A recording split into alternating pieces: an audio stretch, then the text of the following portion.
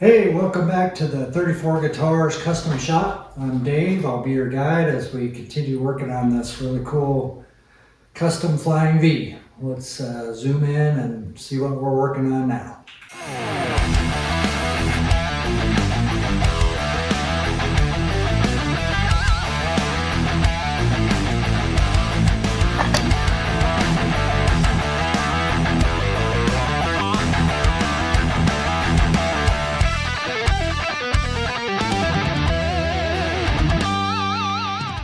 So in previous episodes, we've focused mainly on getting the neck to near completion. This episode, episode 5, we're starting out. We're going to take a look at how we got the body to this this level of completion. We're nearly there. Pretty much all the holes are drilled. We kind of did a shakedown of making sure everything fits correctly, lines up correctly, and the last thing to do is going to be glue this neck in and then finish this little heel transition to make it nice and comfy. Just wanted to pause for a moment and say thank you. I just found out this morning that Paul Richards from Mile House Studios dropped a really awesome shout out on his channel and sent a lot of you guys over here. Hopefully I can live up to all the hype. Making super cool guitars is kind of my thing, but I don't know if I'm quite as entertaining as Paul is. But again, I truly want to just say thank you to Paul. That was an incredibly kind gesture to do, and I hope you guys all enjoy. Let's dive in and see how we got to this point on the body. So in this part, we're cutting out one of the pieces for the either top or back. I had to cut 4 pieces, 2 for the top, 2 for the back. I kind of left some flat spots on the outer edges for clamping when I glued it up, but the way I ended up gluing it, I really didn't need those flat spots, and they got cut off a little bit later in the process. I did cut the top and the back so that the grain actually runs parallel to the legs on the Flying V, just to give it a little more interest.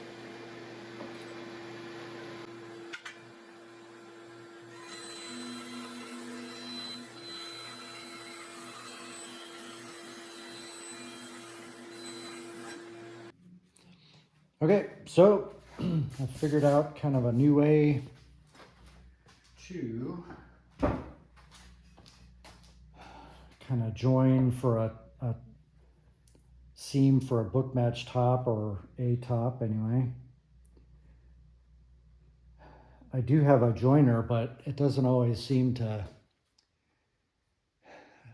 make the best seam. So what I've kind of found out is this neck blank, it's been run through the joiner and the planer very nice and straight and smooth. So I'm just going to double stick tape it to the top of the theoretically this is the back piece, half of it, and run it on my router table with a flush trim bit up against the neck blank, and we'll get a really nice glue seam, perfectly straight. I'll show you how that works here in just a sec.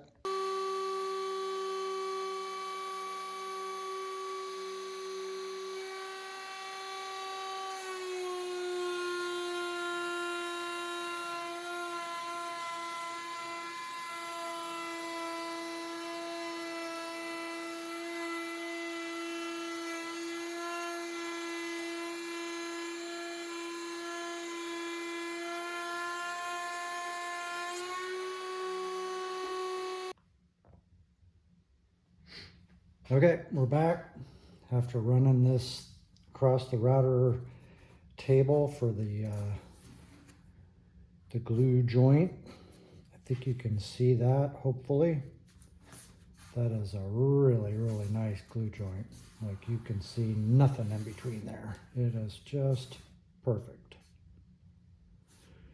We'll get that glued up. On to the next thing. Okay, we've got the top, well actually this is the back, ready for glue up. This is how I've started doing them.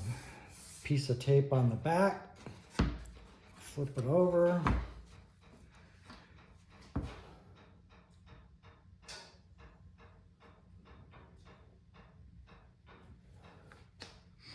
And a little bead of glue.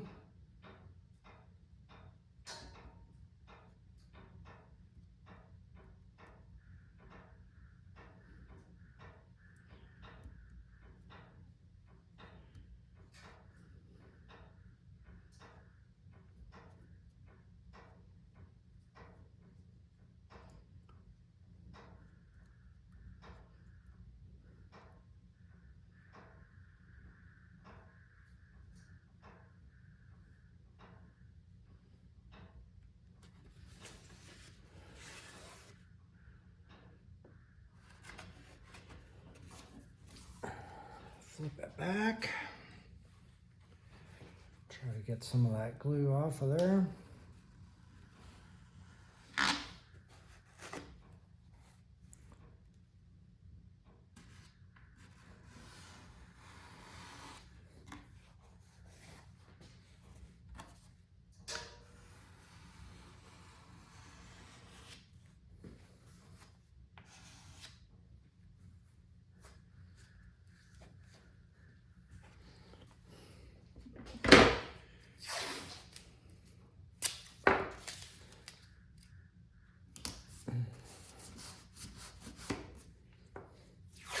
Put some good stretch into the tape so it'll start clamping itself up.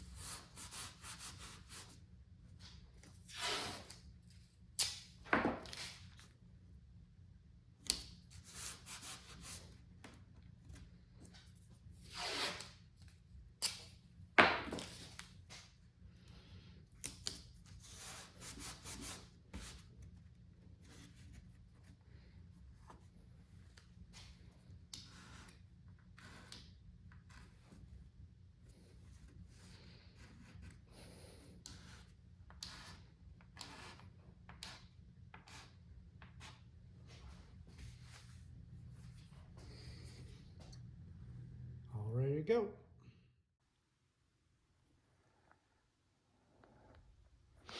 Here's the body blank that I glued up for the middle part the other day. I don't know if you can see, but it's a pretty good glue seam. There's almost no seeing that it's even there. Let me flip it over.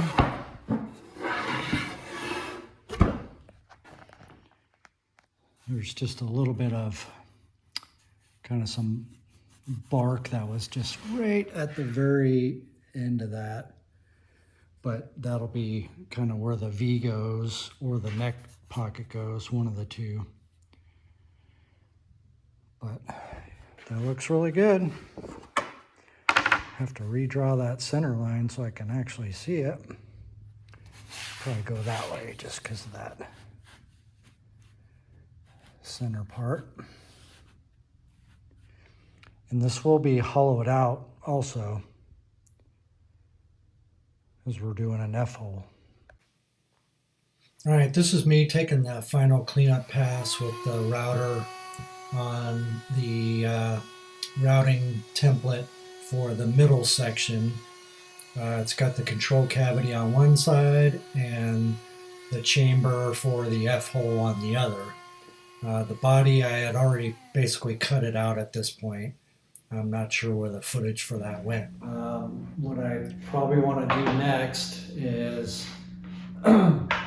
this is going to have an F-hole. I just got the nice F-hole template here, and that's going to be routed into the top. I've got the body chambered out already. This is the swamp ash middle section, and we're going to get the back glued on first so that I can actually black out the cavity.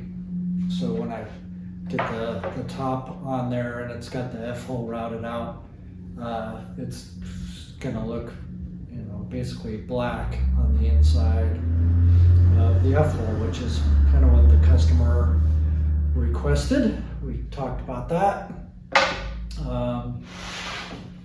Just for info, this is the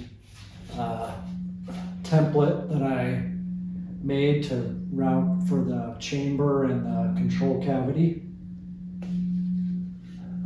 Extra wide on the sides just so that the router base has plenty to ride on and there's no chance of tipping and getting a nice gouge in the side of the cavity. All right, we're back and we're going to get the back glued up to the middle part of the body. So we'll just start adding some glue.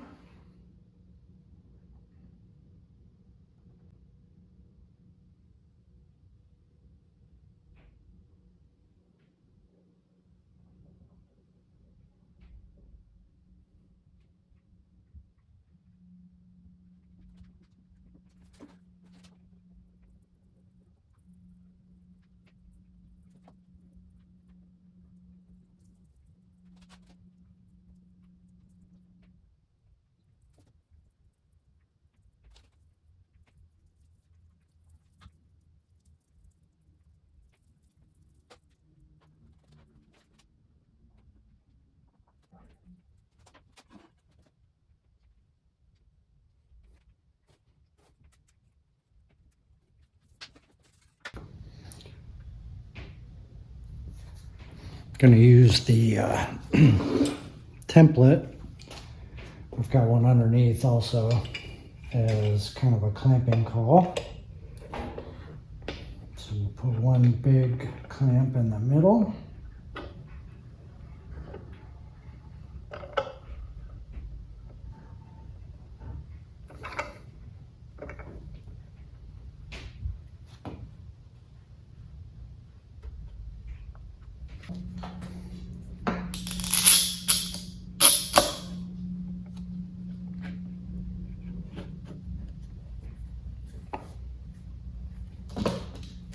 Okay, we're all glued up.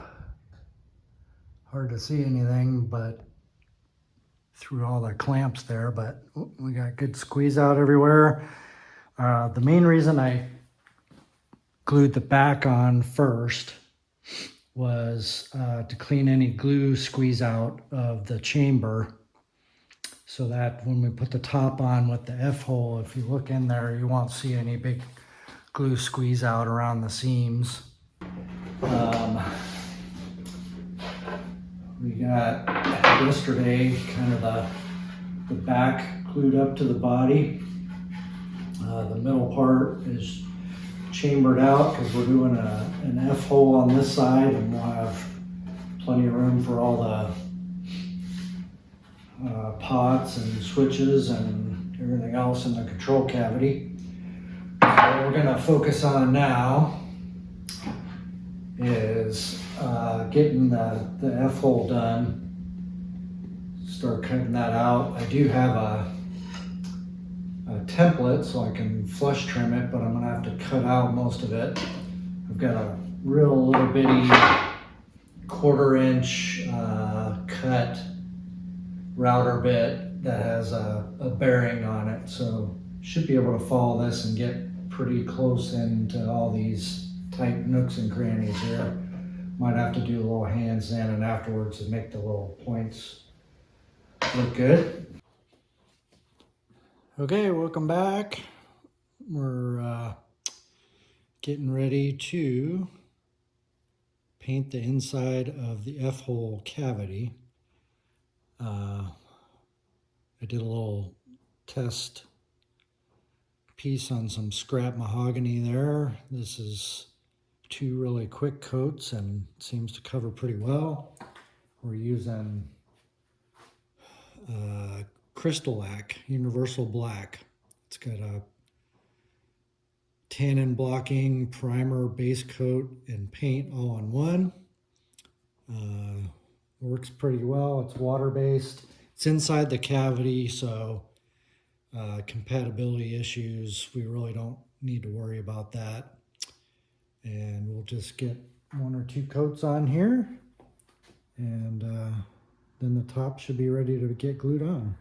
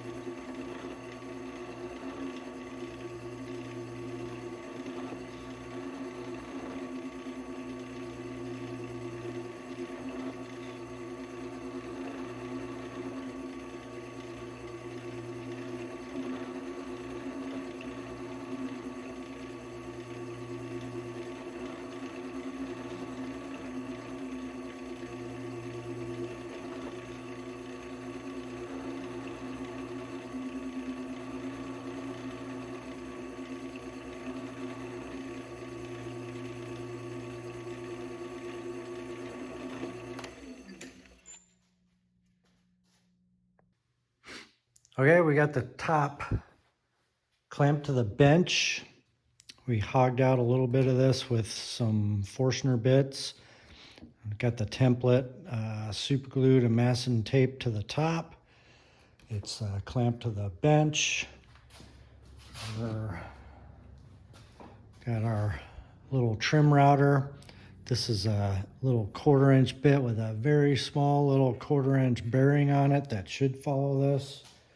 Hopefully, because we're inside, we shouldn't get a lot of major chip out.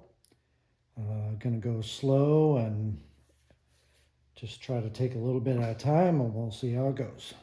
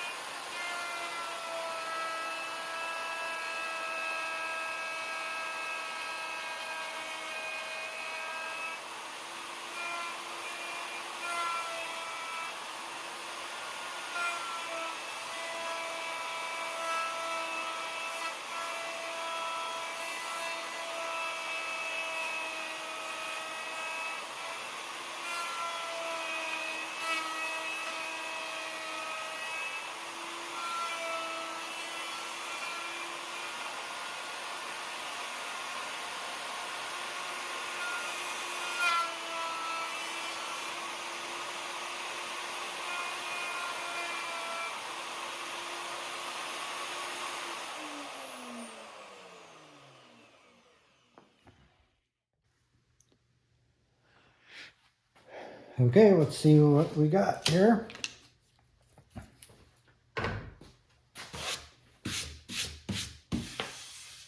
Yeah, pretty clean all the way around. I'll have to do just a little bit in there to get those corners, but overall I think it's pretty good. Okay, we're gonna start getting this top glued on here. We've got the body sitting on the bench critters gecko blocks, which I did a little spot on before, but they are great. I really enjoy using them. I've got a clamping caul on the bottom.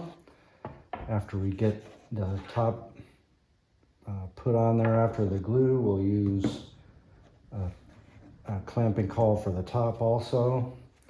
You really don't want to put dents in the top and the back that you'll have to later sand out. So using a clamping caul, and also some of those clamps, the little plastic feet on them will sometimes leave like a little oily residue that you got to sand out. So I'd like to use a clamping caul if I can. Just trying to think of anything else. We got the glue ready. We got our little glue spreader. Let's just get going.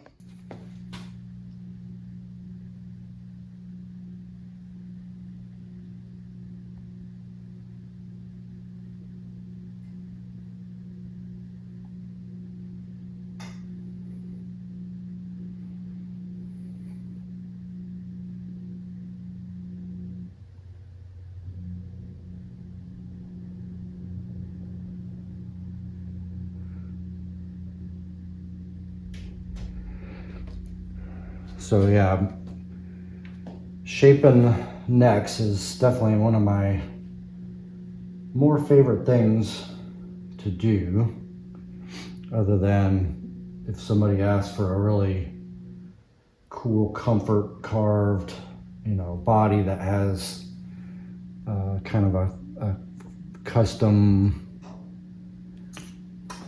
I don't know, aesthetically carved. That's always fun too. But I really do like hand carving necks. I just got through this morning watching Paul Richards' episode. He's building that SG right now, and he used this terrifying router bit to shape the neck, which only takes just a couple of minutes, probably 2 or 3 minutes to mostly shape in the whole thing. I mean, of course, you got to do some sanding and all that afterwards, but unless I start getting a bunch of orders in, I really enjoy doing it the old-fashioned way. Just kind of connects you to the work. You get to, decide how much to take off or how much not to take off, and I think overall it's just a more pleasing experience all the way around to hand carve it, if you can, if you have the time and the know-how to do it. I just think it's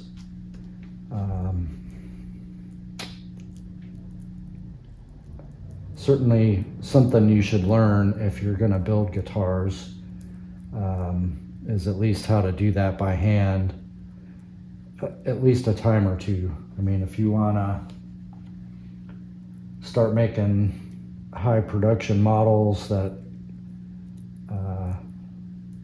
you can get them out the door as quick as you can, then power tools is all the way. I'm all for power tools, but there are a few things where I really enjoy the process of it, and neck carving is one of them. On a related note to that, I looked back through my footage of carving this neck, and I used the faceting method, which if you've watched a lot of YouTube guitar builders, that's definitely what a lot of people use as their technique to get there. And I did as well.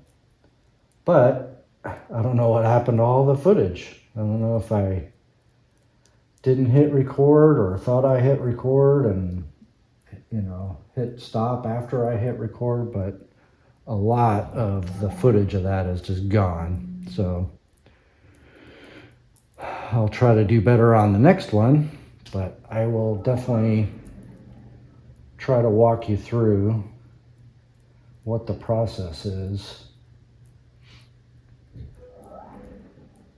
It's not overly difficult, or the thought process on it is not overly difficult. And I'll show you how that all works.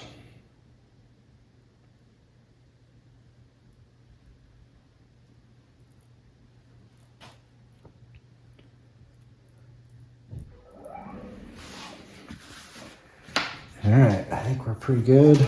Need to get some clamps on there. We'll be good to go.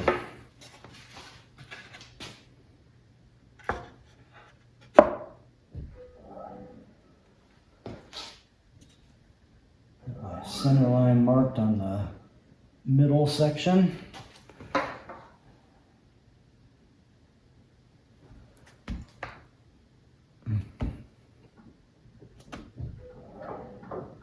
Hopefully get that to start biting a little bit where it doesn't just slip around as you're putting the clamps on.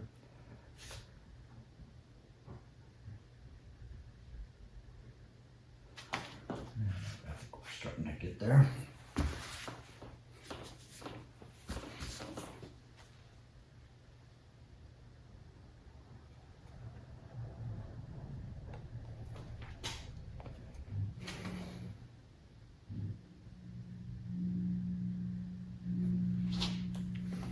Nothing like the back of my head, right? All right, I'll get a whole bunch of clamps on there and then we'll take a look at it.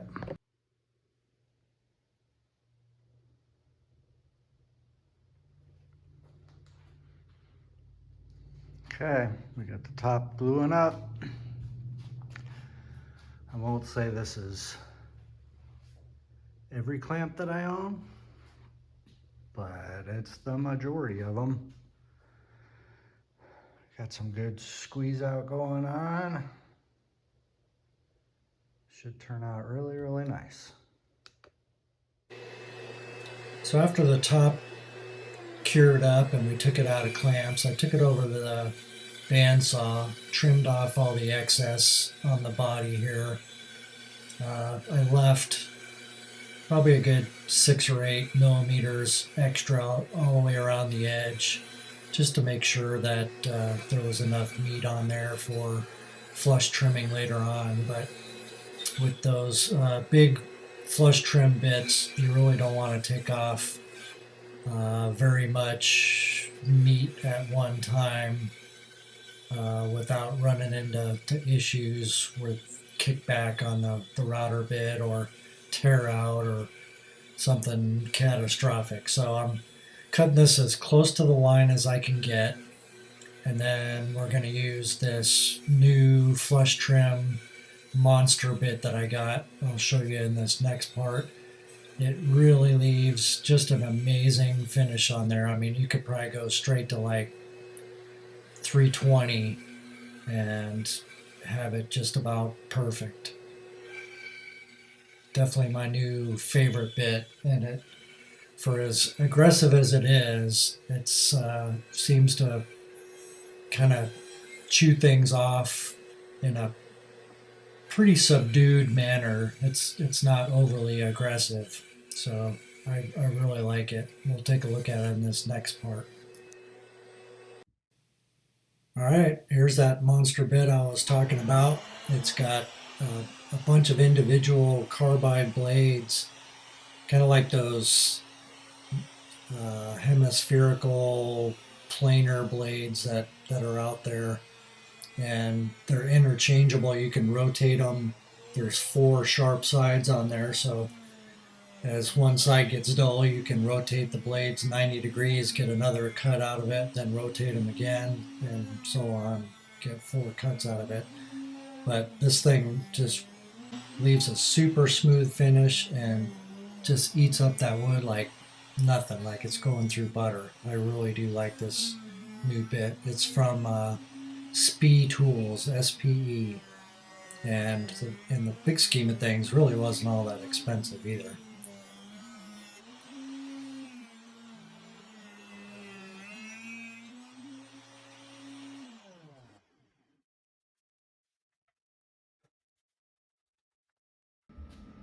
All right, for this next step here, the middle section already has the control cavity basically routed into it, and we just have a cap over the top. So I just drilled a hole with a big Forstner bit, so a pattern flush trim bit will go inside of there with the bearing down, and it'll ride on the inside of the cavity and cut out the top, and then we'll just make a cover to go over the top of that. So I'm just routing out the back of the guitar here where the control cavity is, and later on we'll route for the control cavity cover. While I was doing this, I kind of found out that my vacuum hose had a hole in it, and it wasn't clearing out the sawdust like it should. So I kind of struggled with that for a little while, but we did get it done, and I actually bought a new hose for the vacuum and fits onto the router. It has an attachment for my sander now, and definitely doing much better. It doesn't show the completion on this one just because I struggled removing all the sawdust as we were going, but we did make it through. And kind of this next part, we're just going to do a montage of making bunches of holes in the body for pickups and the bridge, and I'll show you how we do the neck. Okay, welcome back to the shop. We're making some good progress now. I'm sure just before this part you saw the big scary bit that I used to flush trim the body out. Came out just beautifully, actually. I really like that bit. It's a little intimidating looking, but it really machines everything very smooth. So today we're going to try to get the neck pocket routed out, and let me show you what we're doing here. Turn the lights out, turn the laser on. I don't know if you guys can see that, but we'll try to zoom in a little bit. So I try to get the neck clamped straight. Use the laser down the center line. It's hard to see it at the other end, but if you put that there, that lines up with the center line here. See if that shows up. Oh, you can't really see what I'm talking about. So at that other end, we've got the laser line set up.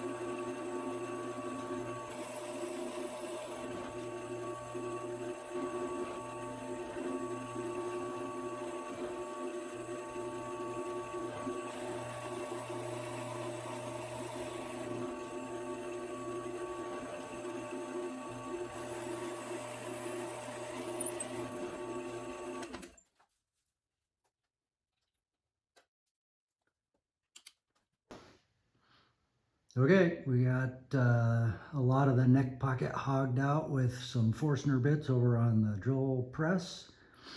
We've got everything set up for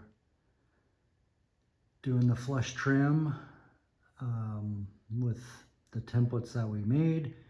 We're going to use a couple different bits and we're going to route that out.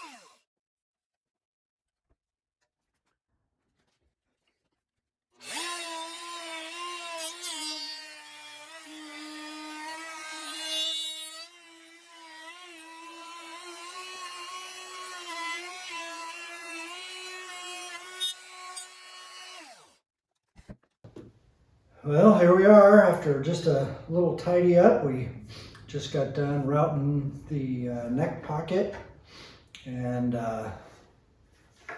came out really nice.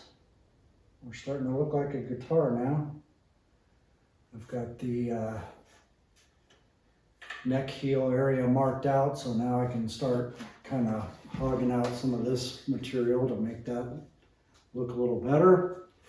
And let's do the old obligatory YouTube showing off the neck pocket. It's nice and tight. Of course, we all know it's going to require just a little bit of sanding before we glue it up, just so that we actually have room for the glue in there. Plus the wood starts expanding as soon as you put the glue on there. So if you have one of those really tight neck pockets and you go to glue it up, you better be acting really fast or that thing might swell up and expand so much you'll never get the neck in there. So make sure you got just a little bit of room. You know, snug is great, but too tight, either you'll break off the edges or once you put the glue on, you'll never get it in there. So just be careful. But so far, really good. Put the bridge on there and kind of put a straight edge across. Looks like we're just at the right height for everything. Next thing will be making sure we got the neck centered and everything for the bridge, and then we'll do the pickup pockets. We'll do that with the neck off of there, and then once all the pockets are routed and everything, we'll glue the neck in and we'll be really close to some finishing after that. So really happy.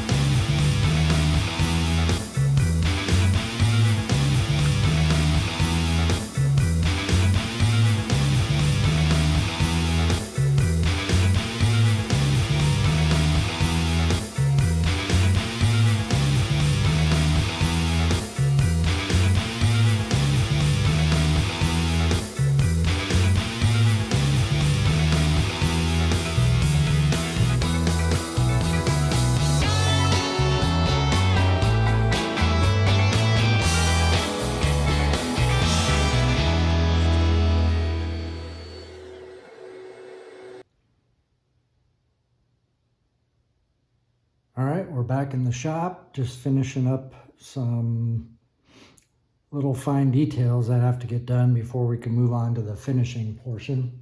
Thought I'd show you just a little bit of a couple of small tricks.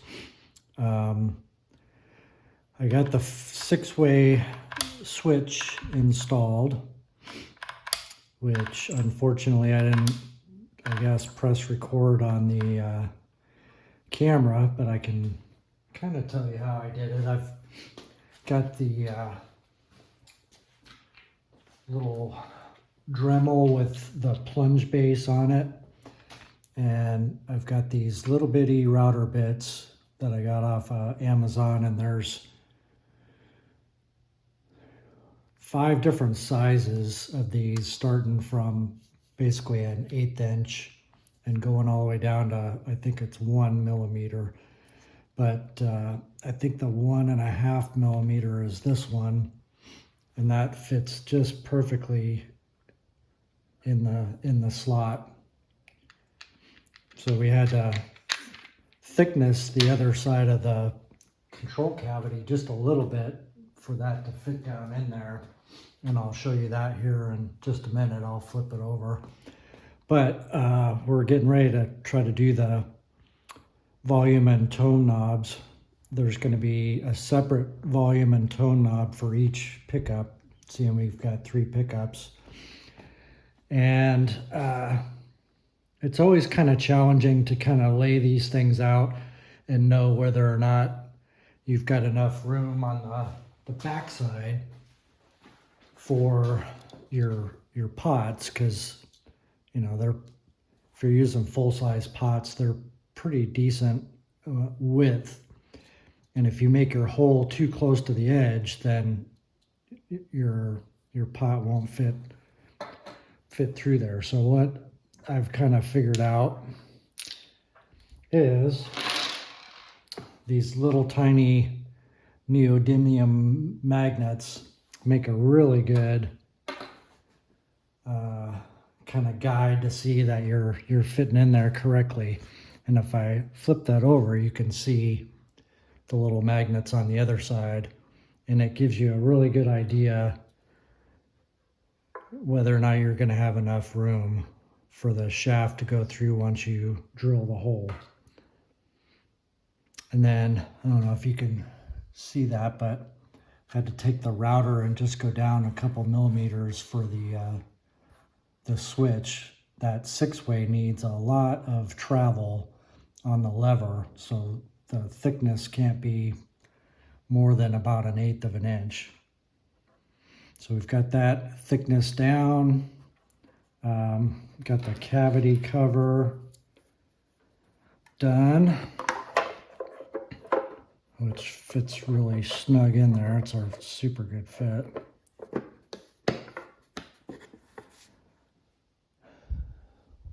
Works just perfect.